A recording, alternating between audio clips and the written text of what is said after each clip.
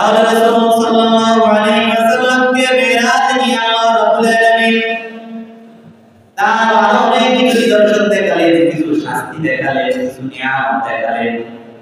নিয়ামতগুলোর মধ্যে অন্যতম একটি নিয়ামত হলো রাসূল জানান আমি এবং জিবরাইল হাঁটতেছিলাম, হাঁটতে হাঁটতে আতাইতু আলা নাহরিন, এমন একটি নদীর কাছে চলে আসলাম।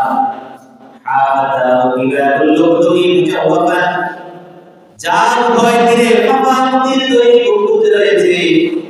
এত সুন্দর একটি হাউস দেখি রাসূল বলেন আমি জিবরাইলকে জিজ্ঞেস করলাম জিবরাইল এটা কি? জিবরাইল বলল হাদাল কাউসার, এটা হলো কাউসার। হাউজে কাউসারের পানি এটা দুধের চেয়েও সাদা, মধুর চেয়েও মিষ্টি, মিষ্টাম্বরের চেয়েও এর সুঘ্রাণ অনেক বেশি। কিয়ামতের হাসরের ময়দানে হাজার বছর বিচার চলাকালীন সময়ে সূর্যটা মাথার উপরে থাকবে, কিন্তু যেই মানুষটা হাউজে কাউসারে এক পেয়ালা পানি পান করবে ওই কঠিন সময়ে তার কখনো তৃষ্ণা লাগবে না। এটা এমন এক পানীয় যেটি হাজার বছরের তৃষ্ণা মিটিয়ে দেবে, যেটা বড় হয়ে গেছে, এটা ফেরত দেওয়া হবে না। আমি 50 লক্ষ খরচ করে দিয়েছি, তবে আমার নবী যেহেতু আমার কাছে এসেছে, নবীর সম্মানে আমি 45 লক্ষ সালাত কমিয়ে দিয়েছি। তবে যদি কোনো উম্মত 5 ওয়াক্ত সালাত যথাযথভাবে আদায় করে আল্লাহ রাব্বুল আলামিন তাকে 50 ওয়াক্তেরই সওয়াব দিয়ে দিবে।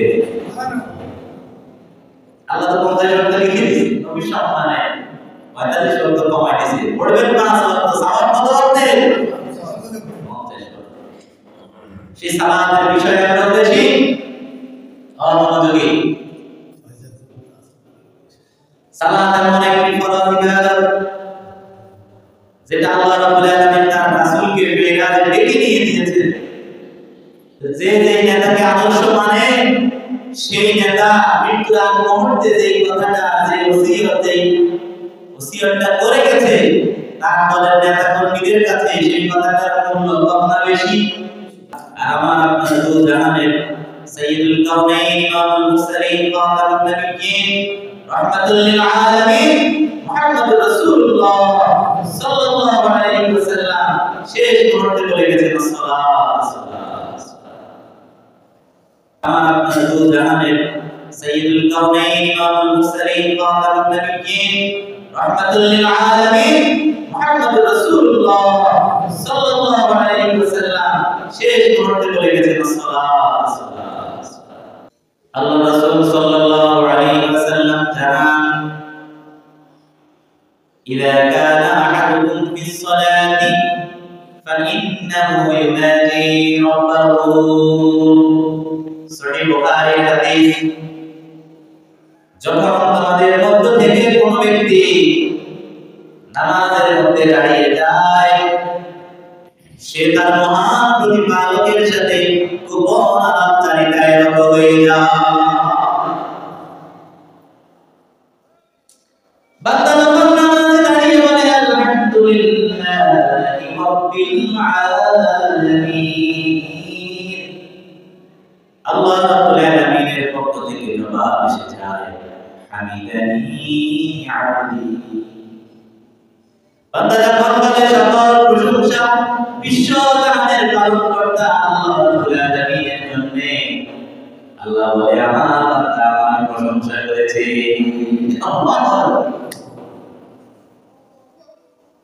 আপনি একটা কোম্পানিতে চাকরি করেন, আপনি এমপ্লয়, আপনার মালিক যদি এসে বলে যে আমার তো 1000 শ্রমিক আছে না, আমাদের একজনকে ডেকে দিয়ে যদি বলে এদিকে আসো আব্দুর রহমান, আমার আব্দুর রহমান খুব ভালো কাজ করে, তার মনটা বড় হয়ে যায় না? খুশি হয়ে যায় না? আল্লাহ বলে হামিদানি আবদি, আমার বান্দা আমার প্রশংসা করেছে। এইভাবে আল্লাহর সাথে বান্দার মতবিরোধ চলতে থাকে। তাই আমরা রাসূলুল্লাহ সেই ওসিয়ত মেরাজ নিয়ে রাসূলকে যে হাদিয়া আল্লাহ দিলেন, সেই সালাত আমরা ফরজ সালাত ওসর সালাত ত্যাগ করব ইনশাআল্লাহ। রাসূল মেরাজ থেকে আরো কিছু জিনিস এনেছেন। তাফসীর ইবনে কাসিরে পাওয়া যায় যে কয়েকটি বিশেষ নিয়ামত রাসূলকে দেওয়া হয়েছে। একটি হলো সাবরুল মাসানি, এমন 7টি আয়াত যেটি আল্লাহ রাব্বুল আলামিন ইতিপূর্বে কোন নবী রাসূলকে দেন। 7 আয়াত বিশিষ্ট এমন একটি সূরা, যে সূরা একজন গোত্র প্রধানকে, এই একজন গোত্রের প্রধানকে শাম বা বিচ্ছু কামড়েছিল। সে চিকিৎসার জন্য সাহাবীদের কাছে আসলেন। এই 7 আয়াতের সূরা দিয়ে সাহাবী চিকিৎসা করলেন, তাকে রোগ থেকে ভালো করে দিলেন কে? তারা 20টি আয়াত দিয়ে সাহাবীদেরকে উপহার দিয়েছিলেন। সেই সূরা হলো সূরাতুল ফাতিহা। এটা কোন নবী রাসূলকে দেওয়া হয়নি, এটা আল্লাহ শুধু কাকে দিয়েছেন? হযরত মুহাম্মদ সাল্লাল্লাহু আলাইহি ওয়াসাল্লাম। কিভাবে আল্লাহর কাছে চাইবে সেটা শিখিয়ে দিয়েছেন আল্লাহ রাসূলকে। ইনশাআল্লাহ আমরা পরবর্তীতে সূরা নিয়ে একটু আলোচনা করব। এরপরে তাকে দেওয়া হয়েছিল আরশের নিচের ঘনঘটার মধ্যে সূরা বাকারার শেষ দুটি আয়াত আল্লাহ তাআলা রাসূলকে দিয়েছেন। এরপর আল্লাহ তাআলা রাসূলকে দিলেন কাউসার, যে বিষয়ে কিতাব আল্লাহ বলেন ইন্না আ'তাইনা আল-কাউসার, নিশ্চয়ই আমি আপনাকে দান করেছি কাউসার। তাহলে রাসূল সাল্লাল্লাহু আলাইহি ওয়াসাল্লামকে মেরাজ নিয়ে আল্লাহ রাব্বুল আলামিন তার আরো অনেক কিছু নিদর্শন দেখালেন, কিছু শাস্তি দেখালেন, কিছু নিয়ামত দেখালেন। নিয়ামতগুলোর মধ্যে অন্যতম একটি নিয়ামত হলো রাসূল জানান, আমি এবং জিবরাইল হাঁটতেছিলাম, হাঁটতে হাঁটতে আতাইতু আলা নাহরিন, এমন একটি নদীর কাছে চলে আসলাম। হাবাতা কিবারুল লুকদুই মুজাওয়াফা, যার উভয় তীরে ফাঁপা নদীর তৈরি বুরুজ রয়েছে। এত সুন্দর একটি হাউস দেখি রাসূল বলেন, আমি জিবরাইলকে জিজ্ঞেস করলাম, জিবরাইল এটা কি? জিবরাইল বলল, হাদাল কাউসার, এটা হলো কাউসার। হাউজে কাউসারের পানি এটা দুধের চেয়েও সাদা, মধুর চেয়েও মিষ্টি, মিষ্টাম্বরের চেয়েও এর সুঘ্রাণ অনেক বেশি। কিয়ামতের হাসরের ময়দানে হাজার বছর বিচার চলাকালীন সময়ে সূর্যটা মাথার উপরে থাকবে, কিন্তু যেই মানুষটা হাউজে কাউসারে এক পেয়ালা পানি পান করবে, ওই কঠিন সময়ে তার কখনো তৃষ্ণা লাগবে না। এটা এমন এক পানীয় যেটি হাজার বছরের তৃষ্ণা মিটিয়ে দেবে। এই পানীয় পান করাবেন সেদিন আমার আপনার রাসূল মুহাম্মদ সাল্লাল্লাহু আলাইহি ওয়াসাল্লাম। কিন্তু যারা নবী আনিতে শরীয়তের মধ্যে বিদআতের প্রবেশ ঘটিয়েছেন, তারা যখন হাউজে কাউসারের পানি পান করতে যাবে, রাসূল বলবে, এদেরকে তাড়িয়ে দাও, তাড়িয়ে দাও, এরা ইবাদতের নামে বিদআত আমার শরীয়তের মধ্যে ঢুকিয়েছে। তাহলে হাউজে কাউসারের পানি পান করতে হলে কি করতে হবে? বিদআত থেকে বেঁচে থাকতে হবে। এরপরে রাসূলুল্লাহ সাল্লাল্লাহু আলাইহি ওয়াসাল্লাম জানান, আমি এবং জিবরাইল হেঁটে যাচ্ছি, এমন সময় আমি দেখলাম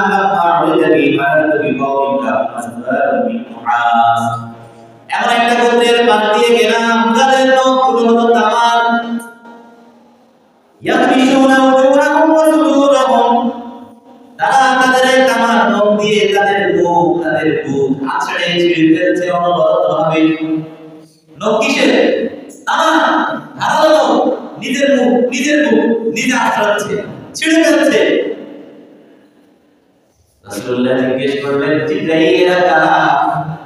জিবরাইল বলল, ইয়া রাসূলুল্লাহ, এরা হলো আপনার উম্মতের মধ্যে সেই সকল লোক যারা মানুষের বস্তু ভক্ষণ করত, যারা মানুষের অসম্মান করত। মানে বস্তু ভক্ষণ মানে কি? গীবত করত। যারা গীবত করত, যারা মানুষকে অপমান অপদস্থ করত, মানুষের সম্মান তারা হানি করত।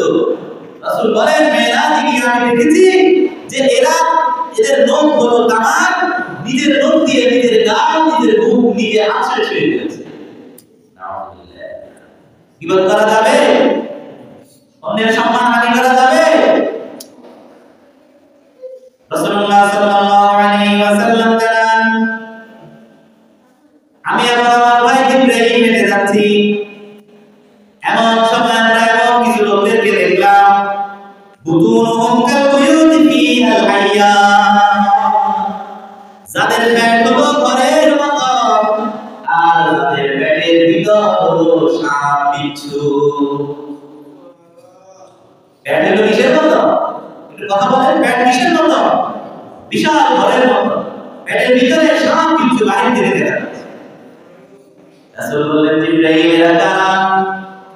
জিবরাইল বললেন, ইয়া রাসূলুল্লাহ, এরা হলো তারা যারা জমিনে, আল্লাহর জমিনে যারা কর্জে হাসানার পরিবর্তে যারা সুদের প্রচার করিয়েছিল, যারা সুদ ভক্ষণ করত, আল্লাহ রাব্বুল আলামিন সুদ যারা খেত, তাদের এই বিশাল বিশাল পেটের পর ফিরআউনের অশ্ববাহিনী দিয়ে তাদের পেটের উপর বিচরণ করাতো। এত বড় পেট, উঠতেও পারে না, উঠতেও পারে না, আর তাদের পেটের উপর ফিরআউনের বাহিনী ঘোড়া নিয়ে একবার যায় একবার আসে।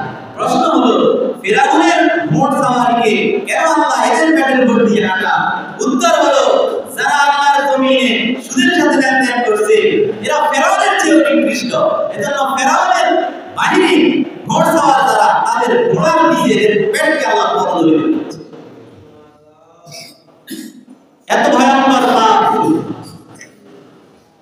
বিস্তারিত বলার এখন সুযোগ নেই, শুধু পয়েন্টগুলো আলোচনা করে যাচ্ছি। রাসূলুল্লাহ বললেন, এরপর আমি এখন জিবরাইল হেঁটে যাচ্ছি। আমি এখন জিবরাইল হেঁটে যাওয়ার সময় দেখলাম একটা জায়গা হলো তন্দুরের মতো, এই যে আমাদের দেশের তন্দুর রুটি খাই যে, তন্দুরের মতো একটা জায়গা, সেখান থেকে চিৎকার আসছে। আমি একটু উঁকি মেরে দেখলাম সেখানে উলঙ্গ পুরুষ এবং উলঙ্গ নারী। যখন তাদের লজ্জাস্থানে ওই আগুনের শিখাগুলো যখন বেড়ে যায়, আগুনের তাপে তারা চিৎকার করতে থাকে। তন্দুরের ভিতরে আমরা ঢুকিয়ে রেখেছি কিছু লোককে, কিছু পুরুষ এবং নারী। চুলে যখন নিচ থেকে তাপটা উঠে তখন তারা চিৎকার শুরু করে। প্রশ্ন হলো, এদেরকে উলঙ্গ কেন রাখা হলো? এদের নিচ থেকে আগুন দিয়ে লজ্জাস্থানকে কেন পোড়ানো হয়? উত্তর হলো, আল্লাহ রাব্বুল আলামিন আদম সন্তানদেরকে যে বিশেষ নিয়ামত দিয়েছেন এই লজ্জাস্থানের মাধ্যমে, আল্লাহ রাব্বুল আলামিন পৃথিবীতে আদম সন্তানের প্রবেশ করা, এগুলোর মাধ্যমে পরবর্তী পর্যায়ে ক্রমে মায়ের গর্ভে সন্তান যায়, সেখান থেকে সন্তানগুলো আসে, আদমের সন্তান আসে। কিন্তু আল্লাহ রাব্বুল আলামিনের এই বিশেষ নিয়ামতকে কিছু কিছু মানুষ অবৈধ পথে ব্যয় করেছে। তারা মানব জাতিকে কলুষিত করেছে, হালাল সন্তানদের মাঝে তারা হারাম জন্ম দিয়েছে, তারা আল্লাহর বিধান লঙ্ঘন করেছে। বৈধ সন্তান জন্ম না দিয়ে অবৈধ সন্তান তারা জন্ম দিয়েছে। বৈধ স্বামীকে তার অধিকার না দিয়ে অবৈধ প্রেমিককে সেবি দিয়েছে। বৈধ স্ত্রীর কাছে না যেয়ে অবৈধ নারীর কাছে গিয়েছে। এজন্য আল্লাহ রাব্বুল আলামিন তাদের এমন শাস্তি দিয়েছে। অনবরত হাজার হাজার কোটি কোটি বছর তারা মগ্ন হয়ে ওই তন্দুরের ভিতরে থাকবে, আর নিচ থেকে অগ্নি শিখাইলে তাদেরকে পোড়াতে থাকবে। এভাবে কয়দিন চলবে? এক সপ্তাহ? হাজার হাজার কোটি কোটি বছর। 5 মিনিটের সুখের জন্য তুমি কোটি কোটি বছরের যন্ত্রণা কেন মাথায় নিচ্ছ? আজকে যদি ইসলামী শাসন ব্যবস্থা থাকতো, জেনা ব্যভিচারের যদি ইসলামী শরীয়ত মতো বিচার করা যেত, আপনারা দেখতেন সবচেয়ে অসভ্য নারী নিয়ে সভ্য হবে। আজকে জানা এটা কিছুই নেই। রাসূলুল্লাহ জানান, এরপর তিনি আবার জিবরাইল গেলেন, গিয়ে তিনারা দেখতেছেন একটা লোক শুয়ে আছে, আর তার মাথার উপর পাশে আরেকটা লোক দাঁড়িয়ে আছে। বিশাল একটি পাথর সে তার মাথার উপর নিক্ষেপ করছে, মাথাটা ফেটে যাচ্ছে, পাথর গড়িয়ে নিচে যাচ্ছে। ছোটি চিকি আবার পাথরটি তুলে আনছে, এটা আবার আগের জায়গায় দাঁড়িয়ে দেখে ওই লোকটার মাথা আবার ঠিক হয়ে গেছে, আবার পাথর নিক্ষেপ করছে, আবার পাথর আনছে, এইভাবে অনবরত ভাবে শুধু তার মাথাকে আঘাত করে করে তার মাথা পাঠিয়ে দেওয়া হচ্ছে। একটু চিন্তা করেন, একটা পানি করা যদি আমার আপনার চোখে পড়ে যন্ত্রণায় অসহ্য হয়ে যায়, একটু মাথা ব্যথা যদি শুরু হয়, যন্ত্রণা না পাওয়া একটা র্যাপিড আপনি একটার সাথে দুইটা ডাক্তারের শরণাপন্ন হয়ে যায়, অস্থির হয়ে যায়, অশান্ত হয়ে যায়, মনে হয় যেন এই মাথাটা কেটে ফেলে দিই, এখনই মরে যায়। মাথার যন্ত্রণা এতটা ভয়ঙ্কর, কিন্তু আল্লাহ রাব্বুল আলামিন রাসূলকে মেরাজে দেখালেন বিশাল পাথর বারবার এদের মাথার উপরে পড়ছে আর মাথাকে ফাটিয়ে দেওয়া হচ্ছে। একটু চিন্তা করেন তো এই আযাবটা কতটা ভয়ঙ্কর হতে যাচ্ছে। রাসূল বললেন এরা কারা? বলে এরা হলো তারা যারা কোরআন গ্রহণ করার পরে আবার কোরআন ছেড়ে দিয়েছে, যারা ফরজ সালাতের সময় ঘুমিয়েছে। আসলে দেখেন না,